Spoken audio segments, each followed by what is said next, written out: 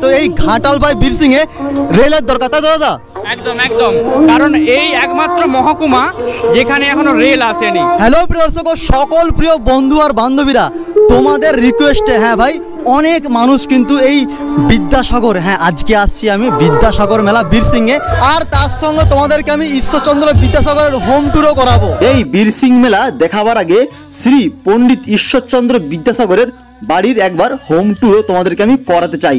আর আমি বাড়ি থেকে বেরিয়েছিলাম ঠিক বিকেল 4টের সময়, মাঝখানে অনেক কাজ ছিল, আর বিদ্যাসাগর মেলা পৌঁছতে আমার ভাই সময় লেগেছে 1.5 ঘন্টা, কারণ আমার হোমটাউন কোলাঘাট থেকে যেতে অবস্থা আমার পুরোপুরি খারাপ হয়ে গেছে। আর একটা ভ্লগ ভিডিও বানাবার জন্য সত্যি যে কষ্ট বা যে যন্ত্রণাটা, এই রাত্রির মধ্যে ভিডিও বানানো খুবই কষ্টকর। আর দেখতে পাচ্ছ বিদ্যাসাগর বাড়িতে আমি ঢুকে পড়লাম, ঠিক এন্ট্রির মুখে নানা রকম যে সমস্ত স্মাইল টোন ছিল, তো সেই স্মাইল টোনগুলো তোমাদেরকে দেখালাম। আর তার সঙ্গে আজকে যেহেতু বিদ্যাসাগর বাসস্থানের যে জন্মভূমিতে মেলা বসেছে, তো সেই মেলা উপলক্ষে কিন্তু এই বিদ্যাসাগর ঈশ্বরচন্দ্রের বাড়ি কিন্তু খুব সুন্দর করে সাজানো গোছানো রয়েছে। আর তার সঙ্গে এই মহান ব্যক্তির কিন্তু তোমাদেরকে আমি 200খানা নিজের হাতে যে তৈরি ডায়েরি বই, তো সেগুলোও তোমাদেরকে আমি দেখাবো। আর তার সঙ্গে এখানে শ্রী ঈশ্বরচন্দ্র বিদ্যাসাগর পণ্ডিতের কিছু স্টোরি, মানে আগেকার দিনে কিভাবে থাকতো বা মানে যেরকম হয় আর কি, যে স্ট্যাচুগুলো, তো সেগুলোকে এখানে খুব সুন্দর করে তুলে ধরা হয়েছে। আর এখানে এখন অনেক কিন্তু যে হয় না দর্শনার্থী পাবলিক, তো সে এখন অনেক ভর্তি হয়ে আসে, যেহেতু মেলার ঠিক পিক টাইম 8টা বাজে। আর ঠিক এই জায়গাটা দেখো ঈশ্বরচন্দ্র বিদ্যাসাগরের যে স্ট্যাচু, তো এইখানটাতে বিশাল একটা বড় করে করা হয়েছে। আর ভেতরটা যখন ঢুকবো, ভেতরটা সত্যি আজকে যদি এই মানুষটা যদি না থাকতো, তাহলে আজকে আমরা যে বাংলা ভাষাকে নিয়ে গর্ববোধ করি, হয়তো ভাই মেবি করতে পারতাম না এতটা হবে। আর এখানেই কিন্তু আছে সেই 200খানা বইয়ের কালেকশান। এই জায়গাটাকে খুব সুন্দর করে একদম একটা নিউ লাইব্রেরিতে রূপান্তরিত করা হয়েছে। আর এখানে আগেকার দিনে যে সমস্ত মাটির যে কাজ হতো, যে বাড়িতে দেওয়ালে লাগানো থাকতো, সেগুলো কিন্তু এখানে তুলে ধরা হয়েছে। আসছেন কোথা থেকে? আমরা এই সামনে থেকে আসি, বীরসিংহ মোড় থেকে আসছি। আচ্ছা, মানে সামনে থেকে আসা হয়েছে। এখানে অ্যাকচুয়ালি কতবার আসা হয়েছে আজ পর্যন্ত? আমাদের এখানে তো জন্মস্থানই। আচ্ছা, এখানেই জন্মস্থান, এখানেই বারবার এখানে আসা হয়, তাই তো? আমার বাড়ি নবগ্রাম। নবগ্রাম বাড়ি। এখানে আজ পর্যন্ত কতবার আসা হয়েছে? প্রতি বছর এই সময় আমরা আসি। আচ্ছা, এই বছর এসেছি। এই যখন লাইব্রেরি থেকে আমরা বেরোবো, এখানে মা ভগবতী দেবীর একটা বড় ফ্রেমে ফটো বাঁধানো হয়েছে, আর এখানে একটা স্ট্যাচুও করা আছে। এটা কোনো ফটো ফ্রেম নয়, এটা দেখে আমি পুরো মুগ্ধ হয়ে গেছিলাম।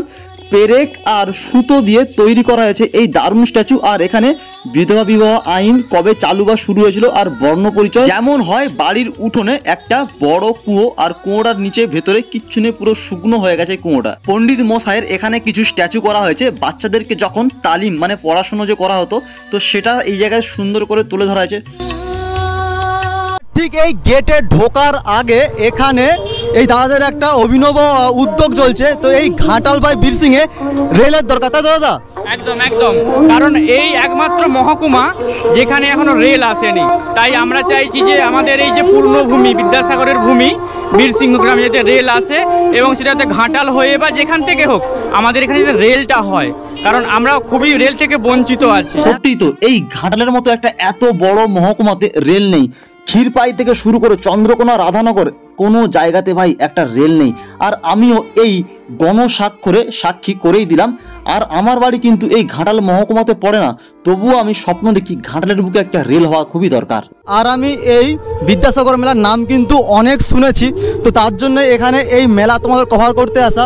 তো চলো ভেতরে ঢুকি। আর এটা হচ্ছে স্কুল, তো স্কুলের ঠিক মাঠে যে হয়, বাট আমি জানি না ঠিকঠাকভাবে। তোমরা যদি আমি ভুল কিছু বলে থাকি এই মেলার সম্বন্ধে, তাহলে অবশ্যই তোমরা জানো যে আমি কিছু ভুল বলছি কি না।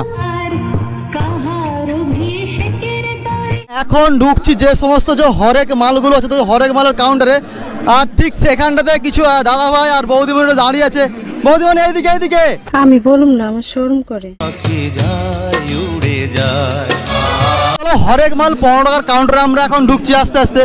আর যেমন দেখতে হচ্ছে এখানে মেলা মানে সেই হরেক মাল 15 টাকা কাউন্টার, 7 টাকা 8 টাকা যেমন হয় আর কি। মেলার ভেতরে ঢুকতে এখানে অনেকগুলো ফ্যানকে দেখতে পেয়েছি। তো ভিডিও কেমন লাগে, কেমন তোমার ভিডিওগুলো কি লাগে, কেমন দেখতে? ভালো লাগে দাদা, খুব লাগে।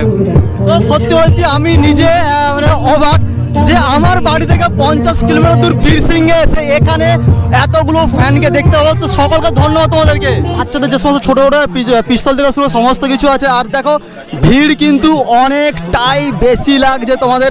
আর ভাই বেশিরভাগ মানুষ এখানে মাস্ক পরে, জানি না কি জন্য মাস্ক টাস্ক পরে আসছে। তো এই বিদ্যাসাগর মেলার কিন্তু নাম যে আমি অনেক শুনেছি, আর মেলাটা যেন দিনের দিন যেন ছোট হয়ে যাচ্ছে। আগে এই দাদারা বলছে আগে নাগত হতো আগে, তাই তো?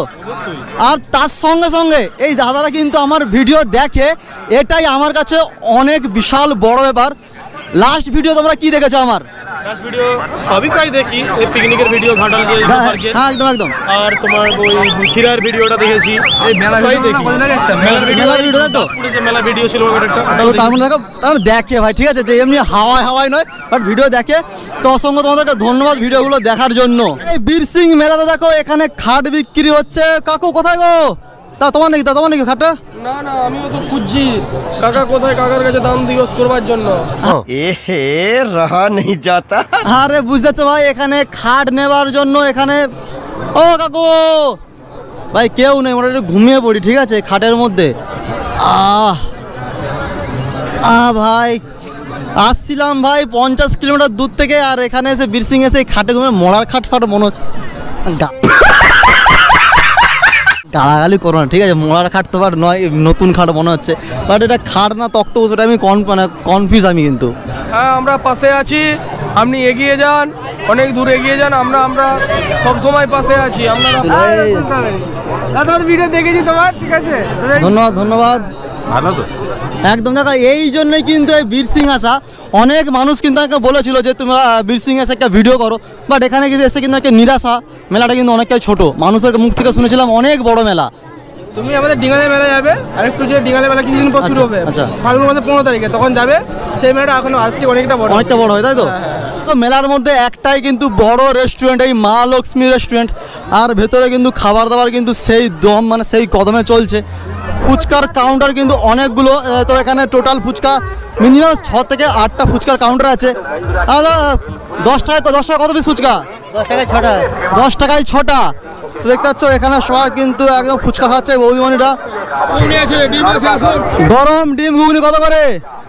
20 টাকা প্লেট। 20 টাকা প্লেট ঘুগনি কত? ঘুগনি 20 টাকা প্লেট। 10 টাকা প্লেট। ঘুগনি 10 টাকা প্লেট, আর ডিম একটা, ঘুগনি 20 টাকা প্লেট, তাই তো? আমার বাড়ি উদয়গঞ্জে। উদয়গঞ্জে। আর এই বৌদিমণি তো হেসে, মানে কি বলবো, আর অবস্থা খারাপ হয়ে যাচ্ছে। আর তারপর তোমাদের বাড়ি কোথায়? মানে একসাথে একটা গ্রুপ, তাদের ফ্যামিলি। তোমরা যতটা এক্সপেক্ট করো আমার ভিডিওতে, মানে যতটা মজা বা আনন্দ পাওয়ার জন্য, তো সেভাবে করতে পারলাম না, কারণ রাত্রি এখন প্রায় 8:30 বেজে গেছে। আর এই মেলা থাকবে 10ই জানুয়ারি পর্যন্ত। আর অবশ্যই তোমরা এই মহান মানুষের জন্মস্থান ঘুরে যেতেই পারো। ম্যাপে লিঙ্ক দিয়ে রাখবো, বাইকে করে যদি আসতে চাও বা বাসে করে যারা আসবে অন্যান্য দিক থেকে, যেমন কোলাঘাট বা কলকাতা সাইড থেকে বাসে করে যদি আসো তোমরা, ঘাটাল তো অবশ্যই প্রথমে আসতে হবে। তারপর ওখান থেকে 15 কিলোমিটার রাস্তা সিংহডাঙ্গা বলে একটা জায়গা আছে, তো সেখানে নেমে পড়বে। আর ওখান থেকে টোটো বা বাস চলে। এই বীরসিং ঘুরতে এসে আর একটা নতুন জিনিস দেখলাম, এই গুড়ের জিলেপি। হ্যাঁ, এই গুড়ের জিলেপি কিন্তু আমি সাধারণত আমাদের এই সাইডে কোলাঘাট বা আমাদের কলকাতার সাইডে আমরা দেখতে পাই না।